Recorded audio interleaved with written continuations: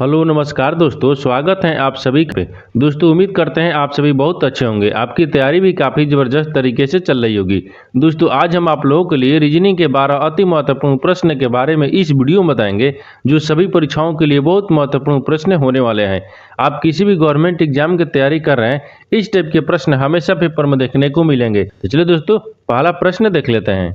दोस्तों पहला नंबर प्रश्न है, इसमें देखिए नीचे दिए गए विकल्पों में से संबंधित संख्या को चुनिए। देखिए नीचे आपको एक संबंधित संख्या दी है, 12 जो है आपको 134 ले समझते हैं। ठीक उसी प्रकार से बताना है कि 16 जो है इस प्रश्नवाचक चिन्ह पर इन चार ऑप्शन में से किससे संबंधित होगा। देखिए तो यहाँ पर सबसे पहले ध्यान से देखेंगे कि यहाँ पर जो 12 लिखा है ना, 12 से आपको 134 किस प्रकार से संबंधित है। देखिए तो 12 को क्या करेंगे, यानी 12 में देखिए 12 को क्या करते हैं, यहाँ पर स्क्वायर करेंगे। ठीक 12 का स्क्वायर करेंगे और यहाँ पर क्या करेंगे, -10 कर लेंगे। जैसे में देखिए यहाँ पर करते हैं 12 का स्क्वायर करेंगे। देखिए यहाँ पर जब 12 का स्क्वायर करेंगे तो यहाँ पर कितना आता है, तो 12 का स्क्वायर करेंगे तो 144 आता है। कितना आता है, 144। और 144 में क्या करेंगे, 10 को माइनस कर लेंगे। तो देखिए यहाँ पर कितना आ गया, यानी 4 आ गया, यहाँ पर 3 हो जाएगा और यहाँ पे 1 आ गया। देखिए 134 आ गया। ठीक 134 आपको यही लिखा है। उसी प्रकार से 16 को क्या रख करेंगे, देखिए तो 16 को भी क्या करेंगे, उसी प्रकार से रखेंगे। यानी 16 को क्या करेंगे, स्क्वायर करेंगे और माइनस आपको क्या करेंगे, 10 को करेंगे। देखिए जब 16 का स्क्वायर करेंगे तो यहाँ पर कितना आ जाएगा, देखिए 16 का स्क्वायर करेंगे तो यहाँ पर कितना आता है, यहाँ पर 256 आएगा। कितना आएगा, 256 आ जाएगा। और 256 में क्या करेंगे, -10 को करेंगे। जब -10 करेंगे यहाँ पर तो कितना आ जाएगा, देखिए 6 कम 6 हो गया, यहाँ पर 5 है, 5 में से यानी 1 गया, कितना बचेगा, 4 बचेगा। और यहाँ पर कितना बचेगा, 2 बचेगा। तो कितना हो जाएगा, 246 रहेगा। कितना रहे, 246 रहेगा। यानी 16 जो है ना आपको 246 ले समझते हैं। तो 246 को देखेंगे किस ऑप्शन में दिया है, यानी ऑप्शन नंबर कौन सा हो जाएगा, ऑप्शन नंबर आपका डी सही हो जाएगा। दोस्तों मैं उम्मीद करता हूँ इस प्रश्न को भी आप अच्छी तरह से समझ पाए होंगे। तो चलिए दोस्तों नेक्स्ट प्रश्न देख लेते हैं। दोस्तों दूसरा नंबर प्रश्न है, इसमें देखिए नीचे दी गई श्रृंखला श्रेणी में प्रश्नवाचक चिन्ह के स्थान पर कौन सी संख्या आएगी। देखिए नीचे आपको यहाँ पर एक श्रेणी दी है, इन श्रेणी में बताना है कि इस प्रश्नवाचक चिन्ह पर इन चार ऑप्शन में से कौन से संख्या को यहाँ पर भरेंगे। देखिए तो यहाँ पर क्या करेंगे, यहाँ पर ध्यान से देखेंगे कि यहाँ पर जो आपको श्रृंखला है ना, इस श्रृंखला किस प्रकार से चल रहा है। देखिए यहाँ पर क्या लिख रहा है, यहाँ पर क्या लिख रहा है, 32 लिखा हो रहा है, यहाँ पर 33 हो रहा है, 33 लिखा हो रहा है, यहाँ पर यानी 37 हो रहा है, 37 ले आपको 46 हो रहा है, और 46 ले आपको अगला संख्या को याद करना है, और उसके बाद में यहाँ पर 87 हो रहा है। देखिए तो यहाँ पर क्या हो रहा है, यहाँ पर आपको 32 हो रहा है, 32 लिख रहे हैं, 33 लिख रहे हैं। तो 32 में क्या करते हैं, एक को जोड़ देते हैं तो कितना आ जाएगा, 33 आ जाएगा। उसी प्रकार से यहाँ पर देखिए, यहाँ पर क्या लिख रहे हैं, 33 लिख क्या लिख रहे हैं, यहाँ पर यानी 37 लिख रहे हैं। तो 33 में क्या करेंगे, 33 में आपको यहाँ पर क्या करेंगे, 4 को जोड़ देते हैं। जब 33 में 4 को जोड़ देंगे तो 37 आ जाएगा। और 37 ले देखिए, यहाँ पर 37 लिख क्या लिख रहे हैं, 46 लिख रहे हैं। तो 37 में क्या करेंगे, तो 37 में भी आपको क्या करते हैं, 9 को जोड़ देंगे। जब 9 को जोड़ देंगे तो यहाँ पर कितना आएगा, 46 आ जाएगा। ठीक उसी प्रकार से आप अगला यानी 46 में क्या जोड़ेंगे कि यहाँ पर अगला संख्या आ जाएगा। देखिए उससे पहले क्या करेंगे, एक बार नीचे ध्यान से देखिएगा। देखिए यहाँ पर एक जो है ना, एक किसका स्क्वायर है, तो यहाँ पर देखिए एक का स्क्वायर करेंगे तो 1 हो जाएगा। यहाँ पर देखिए 4 किसका स्क्वायर दिख रहा है, तो यहाँ पर क्या करेंगे, 2 का स्क्वायर करेंगे तो 2 दूनी के 4 हो गया। उसी प्रकार से 1 किसका स्क्वायर दिख रहा है, तो यहाँ पर 3 दिख रहा है। क्या करें, 3 का स्क्वायर करेंगे तो यहाँ पर तितली का 9 हो जाएगा। ठीक उसी प्रकार से यहाँ पर कौन सी किसका स्क्वायर करेंगे, देखिए तो यहाँ पर ध्यान से देखिए, 1 हो गया, 2 हो गया, 3 हो गया, यानी श्री चल रहा है। ठीक है, श्री चल रहा है। तो श्री यानी अगला बार क्या करेंगे, 4 का स्क्वायर कर देंगे। जब 4 का स्क्वायर करेंगे तो यहाँ पर कितना का, 4 का 16 होता है। कितना होता है, 16 होता है। यानी 46 को क्या करेंगे, 16 में जोड़ देंगे। जब 46 को 16 में जोड़ देंगे तो यहाँ पर कितना आ जाएगा, देखिए 46 को आप क्या करते हैं, 16 में जोड़ते हैं। तो जैसे में देखिए 6 दूनी के 12 आ गया। कितना है, 12, 12 के 2 हो जाएगा। यहाँ पर कितना गया, 4 1 5 हो गया। कितना गया, 4 1 5 हो गया। एक हंसी कितना 6 आ गया, यानी कितना आ जाएगा, 62 आ गया। इस प्रश्नवाचक चिन्ह पर क्या हो गया, 62 आ गया। ठीक उसी प्रकार से यहाँ पर 62 में 62 ले क्या लिख रहे हैं, 87 लिख रहे हैं। तो 62 में क्या जोड़ेंगे कि यहाँ पर 87 आ जाएगा। देखिए जैसे इस प्रकार से क्या लिखे थे, यहाँ पर 1 का स्क्वायर किया, 2 का, 3 का, 4 का। तो अब की बार क्या करेंगे, अब की बार आपको 5 का स्क्वायर करेंगे, क्योंकि सीरीज लेकर रहा है तो सीरीज क्यों करेंगे। तो 5 का स्क्वायर करेंगे तो यहाँ पर कितना है, 25 आ जाएगा। कितना है, 25 आ जाएगा। तो 62 में 25 को जोड़ देंगे तो कितना है, 87 आ जाएगा। तो आपको यही बताना था कि प्रश्नवाचक चिन्ह पर कौन सा संख्या होगा। तो प्रश्नवाचक चिन्ह पर कितना आ गया, 62 आ गया। तो 62 को देखेंगे किस ऑप्शन में दिया है, यानी ऑप्शन नंबर आपका कौन सा हो जाएगा, ऑप्शन नंबर आपका सी सही हो जाएगा। दोस्तों मैं उम्मीद करता हूँ इस प्रश्न को भी आप अच्छी तरह से समझ पाए होंगे। चलिए दोस्तों नेक्स्ट प्रश्न देख लेते हैं। दोस्तों तीसरा नंबर प्रश्न है, इसमें देखिए नीचे दिए गए विकल्पों में से संबंधित शब्द को चुनिए। देखिए नीचे आपको यहाँ पर संबंधित शब्द दिया है, यानी रेडियो जो है ना आपको बिजली से संबंधित है, ठीक उसी प्रकार से बताना है कि स्कूटर जो है ना इस प्रश्नवाचक चिन्ह पर इन 4 ऑप्शन में से किसी से संबंधित होगा। देखिए तो यहाँ आप क्या करिएगा, वीडियो को रोककर खुद अपने आप से बनाने का कोशिश करिएगा और 12 प्रश्न में से आपने कितने प्रश्न सही किए हैं वीडियो को लास्ट में कमेंट में जरूर बताइएगा। देखिए तो यहाँ पर ध्यान से देखिएगा, रेडियो से आपको बिजली से किस प्रकार से संबंधित है। देखिए तो यहाँ पर रेडियो है ना, रेडियो जैसे रेडियो चलाने के लिए द्वितीय स्रोत क्या होता है, बिजली होता है। जैसे मैं यहाँ पर देखिए लिखते हैं द्वितीय स्रोत, यानी यहाँ पर क्या हो जाएगा, द्वितीय हो जाएगा, ठीक, यानी द्वितीयक क्या होगा, द्वितीयक स्रोत हो गया। यहाँ पर क्या लिखते हैं, यहाँ पर स्रोत हो जाएगा, क्या होगा, यानी स्रोत हो गया, क्या होगा, स्रोत हो गया। यहाँ पर देखिए जैसे मैं यहाँ पर जैसे मैं रेडियो चलाने का जैसे रेडियो चलाने का द्वितीय स्रोत क्या होता है, बिजली होता है। द्वितीय स्रोत क्या होता है, बिजली होता है। ठीक उसी प्रकार से स्कूटर को चलाने के लिए द्वितीय स्रोत क्या होगा। देखिए स्कूटर चलाने के लिए द्वितीय स्रोत क्या होता है। देखिए द्वितीय यहाँ पर भी क्या लिखेंगे, द्वितीय लिखेंगे। यहाँ पर क्या होगा, यानी द्वितीयक हो गया, क्या होगा, द्वितीयक यानी स्रोत। यहाँ पर क्या हो जाएगा, यानी द्वितीयक स्रोत हो गया। यानी द्वितीयक स्रोत क्या होता है, यहाँ पर क्या हो जाएगा, यहाँ पर द्वितीयक स्रोत आपको बैटरी हो जाएगी, क्या हो जाएगी यहाँ पर, यानी बैटरी हो जाएगी। देखिए यहाँ पर क्या होगा, बैटरी ना, यहाँ पर क्या होगा, बैटरी हो जाएगी, ठीक है जी, बैटरी हो जाएगी। जैसे में देखिए रेडियो को चलाने का द्वितीय स्रोत क्या होता है, बिजली होता है। उसी प्रकार से स्कूटर को चलाने के लिए द्वितीय स्रोत क्या होता है, बैटरी होता है। क्या होता है, द्वितीय स्रोत बैटरी होता है। तो बैटरी देखेंगे किस ऑप्शन में दिया है, यानी ऑप्शन नंबर कौन सा हो जाएगा, ऑप्शन नंबर आपका यहाँ पर ऑप्शन नंबर आपका क्या हो जाएगा, ऑप्शन नंबर ए आपका सही हो जाएगा। दोस्तों मैं उम्मीद करता हूँ इस प्रश्न को भी आप अच्छी तरह से समझ पाए होंगे। तो चलिए दोस्तों नेक्स्ट प्रश्न देख लेते हैं। दोस्तों 4 नंबर प्रश्न है, इसमें देखिए एक निश्चित कूट में यानी DIG को 20 के रूप में लिखा जाता है, उसी कूट भाषा में यानी फिर FEED को कैसे लिखा जाएगा। देखिए यहाँ पर सबसे पहले प्रश्न समझिए इसमें क्या बोल रहा है। देखिए यहाँ पर आपको बोला हुआ है कि यहाँ पर DIG को आपको क्या लिख रहे हैं, 20 लिख रहे हैं। ठीक उसी कूट भाषा में आपको बताना है कि यहाँ पर फीड को कैसे लिखेगा। देखिए सबसे पहले ध्यान से देखेंगे DIG को किस प्रकार से 20 लिख रहे हैं। देखिए तो यहाँ पर क्या लिख रहे हैं, डी लिख रहे हैं, ठीक, डी हो गया, आई हो गया, यहाँ पर जी होगा, एक ही 20 लिख रहा है, क्या लिख रहा है, 20 लिख रहा है। तो 20 को किस प्रकार से लिख रहे थे, देखिए यहाँ पर डी का स्थानीय मान कितना होता है, 4 होता है। आई का स्थानीय मान कितना होता है, 9 होता है। और यहाँ पर जी का स्थानीय मान कितना होता है, 7 होता है। इनको आपस में क्या करेंगे कि यहाँ पर 20 आ जाएगा। देखिए तो आपस में एक बार जोड़ लेते हैं। देखिए क्या करेंगे, जोड़ेंगे। देखिए यहाँ पर कहते हैं जोड़ लेते हैं, तो जोड़ेंगे तो कितना क्या, देखिए यानी 9 को और 4 को आपस में जोड़ेंगे और 7 को जोड़ेंगे, सबको जोड़ेंगे तो कितना क्या, 20 आ गया, कितना क्या, 20 आ जाएगा। ठीक उसी प्रकार से क्या करेंगे, यहाँ पर फीड को भी करेंगे, फीड को क्या रखेंगे, जोड़ेंगे। देखिए यहाँ पर क्या करेंगे, फीड यानी FEED हो गया, ठीक, यहाँ पर क्या होगा, डी हो गया। देखिए तो ई यानी जो एफ है ना, एफ कितने पाता है, तो एफ का स्थानीय मान 6 होता है, यानी ई का स्थानीय मान 5 होता है, फिर ई का स्थानीय मान 5 होता है, और डी का स्थानीय मान कितना होता है, तो डी का स्थानीय मान कितना होता है, 4 होता है। इनको भी क्या करेंगे, आपस में सबको जोड़ लेंगे। देखिए आपस में जब सबको जोड़ लेंगे तो 6 5 11 हो गया, 6 5 कितना हो गया, 11 हो गया, 11 इधर हो गया, 5 4 9 इधर हो गया, तो कितना गया, 20 आ गया, कितना गया, 20 आ गया। यानी फीड को भी क्या लिखेगा, तो फीड को आपको 20 लिखेगा। तो 20 को देखेंगे कि किस ऑप्शन में दिया हुआ है, यानी ऑप्शन नंबर कौन सा हो जाएगा, ऑप्शन नंबर आपका 20 सही हो जाएगा।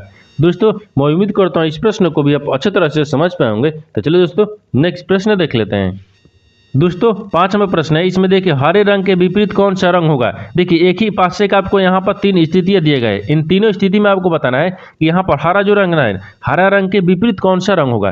देखिए तो यहाँ पर करेंगे सबसे कॉमन निकालेंगे, इस तीनों पासे में यानी तीनों स्थितियां में कॉमन निकालेंगे, कौन सा आपको एक कॉमन दिख रहा है। देखिए जैसे में क्या पूछा है, आपको हरा पूछा है, क्या पूछा है, हरा को बताना है। देखिए तो हरा में यहाँ पर से देखिए कॉमन क्या दिख रहा है, 1 में, और यहाँ पर 2 में दिख रहा है, क्या दिख रहा है, नारंगी दिख रहा है। देखिए यहाँ पर स्थिति 1 हो गया, स्थिति 2 हो गया, और स्थिति ये आपको 3 हो गया। तो 2 स्थिति में देखिए पहला और दूसरा स्थिति में देखेंगे, यहाँ पर देखिए कॉमन क्या दिख रहा है, नारंगी हो गया, यानी दूसरा में भी क्या दिख रहा है, नारंगी दिख रहा है, यानी दोनों में क्या दिख रहा है, कॉमन नारंगी दिख रहा है। तो क्या हो जाएगा, नारंगी का विपरीत क्या होगा, नारंगी हो जाएगा।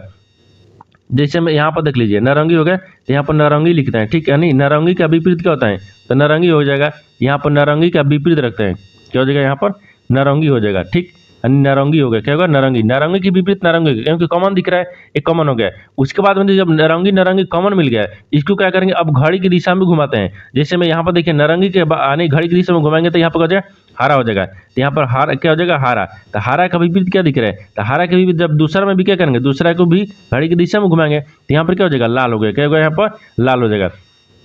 ठीक। उसके बाद में फिर इसको क्या करेंगे, हरा, हरा को घड़ी की दिशा में घुमाएंगे तो यहाँ पर नीला होगा, क्या होगा यहाँ पर नीला होगा। देखिए यहाँ पर क्या होगा नीला गया। और इसको भी क्या करेंगे दूसरा स्थिति में भी घुमाएंगे तो लाल, लाल का यानी घड़ी की दिशा में घुमाएंगे तो बैगनी आ जाएगा, क्या कहेगा कि आपको बैगनी, यहाँ पर बैगनी हो जाएगा, क्या होगा बैगनी हो जाएगा। अब देखिए आपसे पूछा क्या है, आपसे यही सवाल पूछा है। देखिए यहाँ पर पूछा है कि हरा, हरा रंग के विपरीत बताना है, हरा रंग के विपरीत कौन सा रंग है। देखिए तो यहाँ पर देखेंगे कि हरा रंग का विपरीत कौन सा दिख रहा है। देखिए हरा रंग का विपरीत आपको क्या दिख रहा है, लाल दिख रहा है, क्या दिख रहा है, लाल दिख रहा है। और लाल का विपरीत क्या दिख रहा है, हरा दिख रहा है। यानी हरा का विपरीत लाल और लाल का विपरीत हरा दिख रहा है। तो हरा का विपरीत आपको क्या दिख गया, लाल दिख गया। तो लाल देखेंगे किस ऑप्शन में दिया है, यानी ऑप्शन नंबर आपका बी क्या हो जाएगा, सही हो जाएगा। दोस्तों मैं उम्मीद करता हूँ इस प्रश्न को भी आप अच्छे तरह से समझ पाए होंगे। तो चलिए दोस्तों नेक्स्ट प्रश्न देख लेते हैं।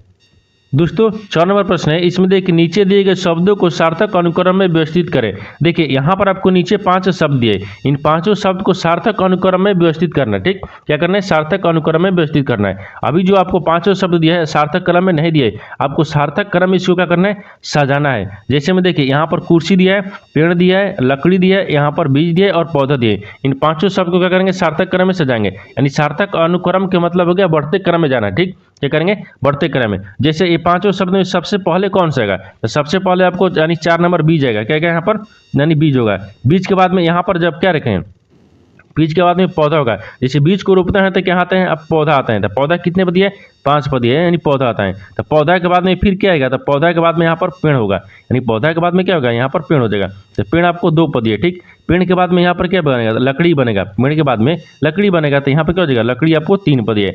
लकड़ी के बाद में क्या हो जाएगा, यहाँ पर कुर्सी दिया तो यहाँ पर क्या हो जाएगा, 1 नंबर पर आपका कुर्सी हो गया। देखिए यहाँ पर क्या है, यहाँ पर सार्थक अनुक्रम में सजाने पर क्या आएगा, सबसे पहले बीज को रोपेंगे, फिर पौधा आएगा, तो पौधा के बाद में यहाँ पर पेड़ बनेगा, पेड़ के बाद में लकड़ी रखेंगे और लकड़ी के बाद में कुर्सी बनाएंगे। क्या करेंगे, कुर्सी बनाएंगे। तो यहाँ पर सार्थक क्रम में आपको सजा दिए। तो सार्थक क्रम में 45 231 देखेंगे किस ऑप्शन में दिख रहे हैं, यानी 45 231 ऑप्शन नंबर आपका डी में दिख रहा है, यानी ऑप्शन नंबर डी क्या हो जाएगा, सही हो जाएगा।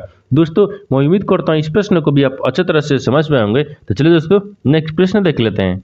दोस्तों 7 नंबर प्रश्न है, इसमें देखिए 64 विद्यार्थियों की एक पंक्ति में यानी मनोज का ऊपर से 9वां स्थान है। क्या है, 9वां स्थान है, तो नीचे से उसका स्थान क्या होगा। देखिए यहाँ पर पहले प्रश्न समझिए इसमें क्या बोल रहा है। यहाँ पर टोटल विद्यार्थी कितने हैं, 64 गो है। कितने हैं, 64 गो है। ठीक, अब आपसे पूछा क्या, आपसे पूछा है कि मनोज का ऊपर से स्थान कितना है, यानी 19वां है। तो नीचे से उसका जब ऊपर से दिया रहेगा, अगर नीचे से पूछेगा तो इनमें करना क्या है, यहाँ पर माइनस करेंगे। माइनस कितना कर लेंगे, 19 कर लेंगे। और दोनों को क्या करेंगे, माइनस करने के बाद में एक क्या करेंगे, प्लस करते हैं।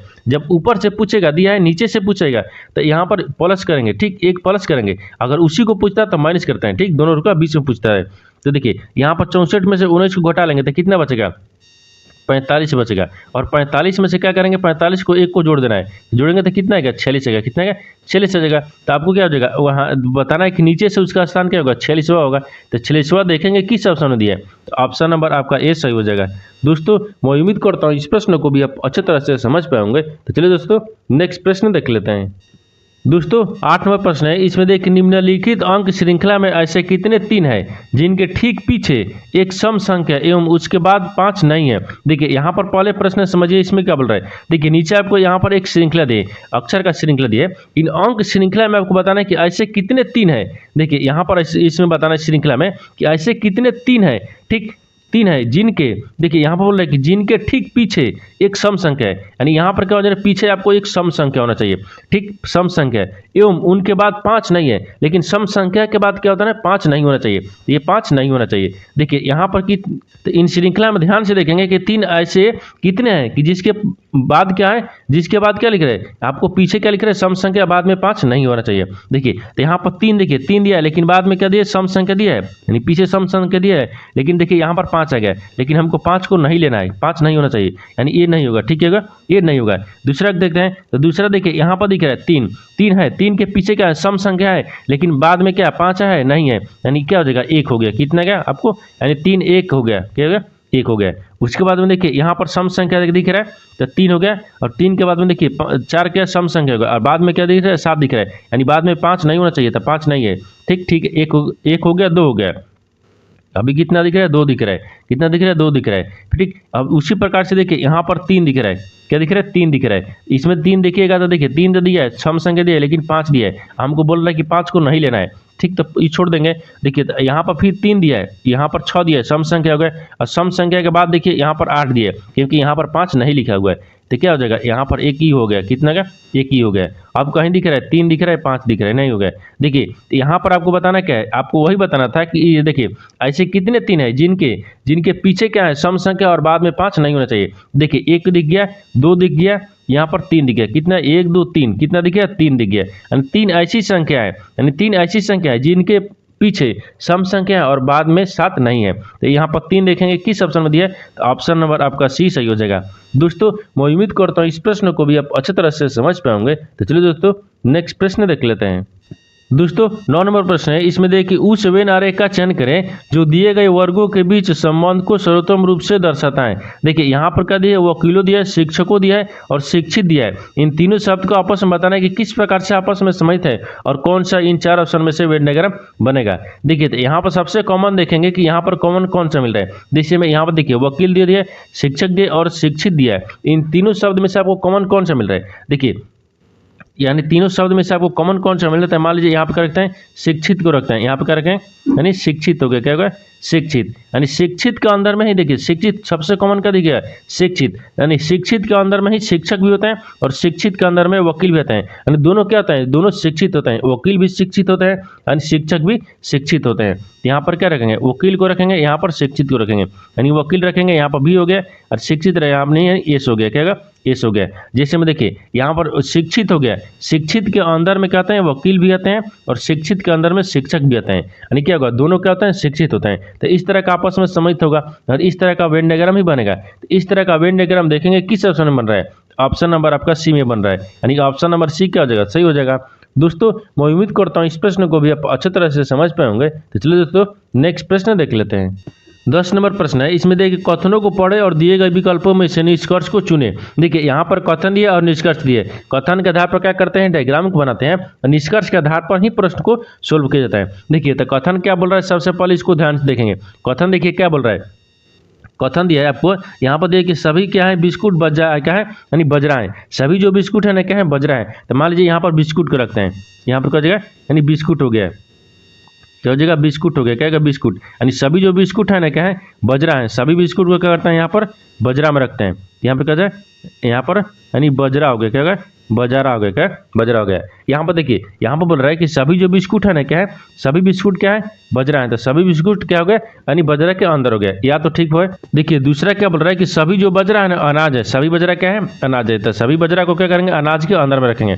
यहाँ पर क्या हो जाएगा, यानी अनाज हो गया, क्या होगा, यहाँ पर अनाज हो गया, क्या होगा, अनाज हो गया। ये तो कथन बोल रहा था, कथन के आधार पर क्या करेंगे, डायग्राम को बना दिए। लेकिन निष्कर्ष आपको क्या बोल रहा है, इसके आधार पर ही प्रश्न को सोल्व किया जाता है। देखिए तो अब निष्कर्ष क्या बोल रहा है, निष्कर्ष को ध्यान से देखिए। यहाँ पर बोल रहा है एक यानी 1 में बोल रहा है कि सभी बिस्कुट क्या है, अनाज है। सभी जो बिस्कुट है ना क्या है, अनाज है। देखिए ये बिस्कुट है, सभी जो बिस्कुट दिख रहा है ना, तो सभी बिस्कुट आपको अनाज के अंदर दिख रहा है, क्या दिख रहा है, अनाज के अंदर दिख रहा है। तो सभी बिस्कुट क्या है, अनाज है। ये आपको सही बोल रहा है, यानी पहला क्या बोल रहा है, सही बोल रहा है। दूसरा देखिए, दूसरा बोल रहा है कि सभी अनाज बजरा है। जो सभी अनाज है ना क्या है, बजरा है। यानी सभी अनाज बजरा नहीं है, सभी अनाज के अंदर में बजरा है। यानी सभी अनाज के अंदर में क्या है, बजरा है। लेकिन यहाँ पर बोल रहा है कि सभी अनाज के अंदर में बजरा होना चाहिए, ये गलत बोल रहा है। देखिए यहाँ पर सभी क्या, सभी अनाज क्या है, बजरा है। सभी अनाज बजरा दिख रहा है, यानी वेन डायग्राम में नहीं दिख रहा है। यानी सभी अनाज के अंदर में बजरा दिख रहा है। और यहाँ पर पूछ रहा है कि बजरा क्या होना चाहिए, अनाज के अंदर है। तो यहाँ पर देखिए अनाज के अंदर में बजरा है, बजरा के अंदर में अनाज नहीं है। ये आपको क्या बोल रहा है, ये गलत बोल रहा है, क्या बोल रहा है, गलत बोल रहा है। तो यहाँ पर क्या हो जाएगा, गलत बोल रहा है। तो गलत बोल रहा है तो यहाँ पर क्या हो जाएगा, यानी ऑप्शन क्या हो जाएगा कि ऑप्शन केवल निष्कर्ष 1 पालन करता है। यानी ऑप्शन नंबर आपका सी क्या हो जाएगा, सही हो जाएगा। क्योंकि देखिए यहाँ पर क्या हो जाएगा, केवल निष्कर्ष 1 अनुसरण करता है, यानी एक अनुसरण करता है। तो ऑप्शन नंबर सी क्या हो जाएगा, सही हो जाएगा। दोस्तों मैं उम्मीद करता हूँ इस प्रश्न को भी आप अच्छी तरह से समझ पाएंगे। तो चलिए दोस्तों नेक्स्ट प्रश्न देख लेते हैं। दोस्तों 11 नंबर प्रश्न है, इसमें देखिए यदि प्लस का अर्थ गुना है, यानी गुना का अर्थ भागा है, यानी भागा का अर्थ क्या है, माइनस है, और माइनस का अर्थ क्या बोल रहा है, प्लस बोल रहा है, तो प्रदत्त व्यंजन का मान क्या होगा। देखिए नीचे आपको एक समीकरण लिखा है, इन समीकरण में क्या करेंगे, चिन्ह को बदल देंगे। जब चिन्ह को बदलेंगे तो समीकरण को यानी सही बनाना है, क्या करना है, तो चिन्ह को बदलने के बाद में समीकरण को सही बनाना है। देखिए तो यहाँ पर क्या करेंगे, सबसे पहले ध्यान से देखेंगे, आपको क्या चिन्ह बदलने के लिए बोल रहा है। देखिए यहाँ पर बोल रहा है कि यदि प्लस का अर्थ क्या बोल रहा है, गुना बोल रहा है, तो समीकरण में देखेंगे प्लस कहाँ पर दिया है, यहाँ पर, इसके जगह पर क्या रखेंगे, गुना का चिन्ह रखेंगे। आगे दिया है कि गुना का अर्थ क्या बोल रहा है, भागा बोल रहा है, तो गुना का अर्थ भागा बोल रहा है, तो गुना की जगह पर क्या रखेंगे, भागा को रखते हैं।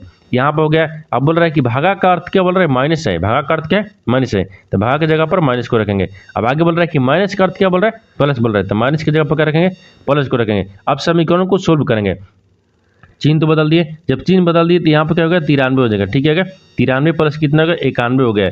फिर यहाँ पर कितना हो गया, भागा कितना गया, 7 आ गया। फिर गुना कितना गया, 8 आ गया। माइनस कितना गया, 3 आ गया। माइनस कितना कर रहा है, 3 कर रहा है। अब देखिए इसमें क्या करेंगे, तो यहाँ पर 13 7 91 होता है, कितना है, 13 7 91 होता है, यहाँ पर हो जाएगा। अब देखिए यहाँ पर 93 हो गया, यानी 93 प्लस कितना गया, 13 आ गया, और 13 को यहाँ पर 8 लिख रहे हैं, माइनस क्या करेंगे, 3 को करेंगे। देखिए तो यहाँ पर करते हैं, हम पहले 13 को 8 में माइनस कर, क्या करते हैं, गुना कर लेते हैं। देखिए तो यहाँ पर कितना का गुना करेंगे, तो यहाँ पर कितना का 93 हो जाएगा। 93 प्लस कितने थे, 13 और 8 में गुना करेंगे तो कितना का 104 आ गया। कितना, 104, माइनस 3 दिया। ठीक है, माइनस 3 दिया। अब देखिए इसको आगे करेंगे, तो 93 को 104 को आपस में जोड़ लेंगे, तो यहाँ पर कितना आ जाएगा, 197 आ जाएगा। कितना, 197, यानी 93 को और 104 को जोड़ेंगे तो कितना आएगा, यानी 197 आएगा। 197 में क्या करेंगे, 3 को माइनस करेंगे। जब 3 को माइनस कर लेंगे तो यहाँ पर कितना आएगा, 194 आएगा। कितना, 194 आएगा। 194 देखेंगे किस ऑप्शन में दिया है, यानी ऑप्शन नंबर आपका 20 सही हो जाएगा। दोस्तों मैं उम्मीद करता हूँ इस प्रश्न को भी आप अच्छी तरह से समझ पाए होंगे। चलिए दोस्तों नेक्स्ट प्रश्न देख लेते हैं। दोस्तों 12 नंबर प्रश्न है, इसमें देखिए यदि मैं दक्षिण की ओर दायां हाथ फैलाकर खड़ा हूं तो यह बताइए कि मेरी पीठ किस दिशा में है। देखिए यहाँ पर पहले प्रश्न समझिए, इसमें क्या बोल रहा है, यहाँ पर क्या दिए, यहाँ पर आपको दिशा से एक संबंधित प्रश्न दिया है डायग्राम से। ठीक, तो आप देखिए यहाँ पर क्या करेंगे, यहाँ पर सबसे पहले एक डायग्राम को बनाते हैं। ये पूर्व होता है, यहाँ पर पश्चिम होता है, ये ऊपर में आपको उत्तर होता है, नीचे में क्या होता है, दक्षिण होता है। आपसे क्या देखिए यहाँ पूछा है कि यदि मैं दक्षिण की ओर अपना दाहिना हाथ फैलाकर खड़ा हूँ। देखिए यहाँ पर बोल रहे हैं कि दाहिना हाथ क्या, दाहिना हाथ किधर, दायां हाथ आपको किधर, दक्षिण की तरफ फैलाकर खड़ा हूं। तो मान लीजिए यहाँ पर दक्षिण कौन सा दिख रहा है, नीचे की तरफ। देखिए यहाँ पर क्या करेंगे, यहाँ पर मैं खड़ा हूँ। ठीक, यहाँ पर दाहिना हाथ किधर मेरा जा रहा है, यहाँ से देखिए। ठीक, दाहिना हाथ मेरा किधर जा रहा है, देखिए दाहिना हाथ क्या, यहाँ पर दायां हाथ किधर, दाहिना नीचे हो जाएगा, यानी दायां हाथ हो गया, ये बायां हाथ हो गया, क्या बायां हाथ हो गया।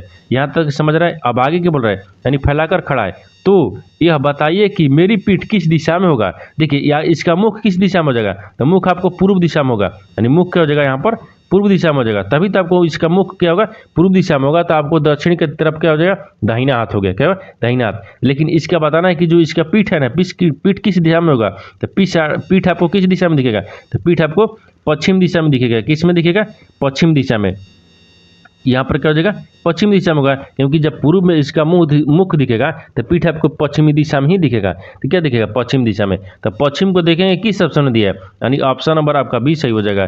दोस्तों मैं उम्मीद करता हूँ इस प्रश्न को भी आप अच्छी तरह से समझ पाएंगे। चलिए दोस्तों नेक्स्ट वीडियो में मिलते हैं, तब तक जय हिंद दोस्तों।